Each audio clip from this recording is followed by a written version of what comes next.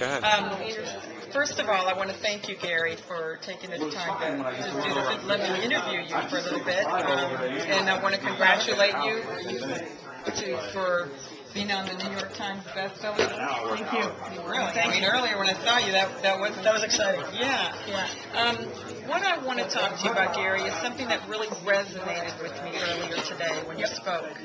And that is that, we're looking today at the economy, and we're looking at what's happening to America, and we're looking at what used to be possible in this country. When you came from other countries, you could make it happen. You could, build a business. You could do well in ways that America didn't always see. Okay. Can you tell me a little bit more about that, about when you mentioned how America went soft?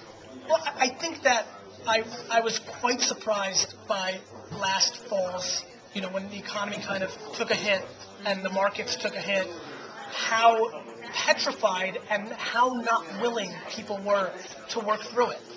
I feel like we got punched in the mouth, and I was surprised as a society that we didn't spit out the couple teeth that we lost and went out and worked, which has always been a hallmark of kind of the foundation of what we built. A lot of people started crying and looking for help, and I felt like that was, listen, I'm not going to judge what the government did. Not, because I don't really understand it. Really, I could never talk about, did the bailout work, does it not work? I don't know. I really don't. What I do know is that common everyday people, I looked at it as an opportunity. I feel like when things are harder, the cream rises to the top. I feel like people should recognize what the internet is doing for everybody. And if you get laid off, go build a business for yourself online at zero cost in this new world that we live in. And so that excited me. I thought people were going to get pumped. Let me phrase that. I didn't think people were going to be like, yeah, I lost all this money. But I did think people would.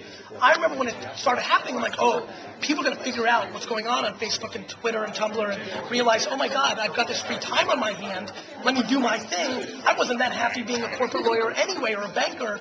That's not what happened. People started looking for handouts or, what was the government going to do? And so it was interesting.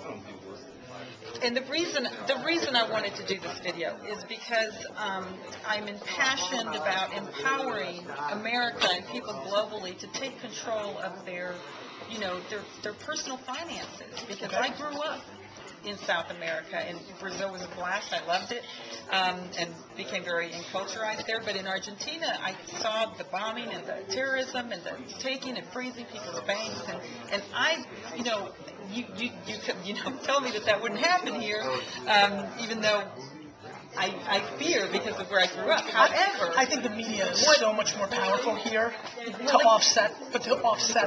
Okay. Because the media is really the offset of the government, right? So. Thank you. That's good to hear. And to go a step further, the step I want to take here is because I feel like, what I want to do is empower Americans to realize that, hey, I can take control. This is where I want you to go into a little bit about what you said, where the internet is like what America was. It's like the I think it's the extension of what America is, right? It's a more democracy-driven platform. There is no gatekeepers.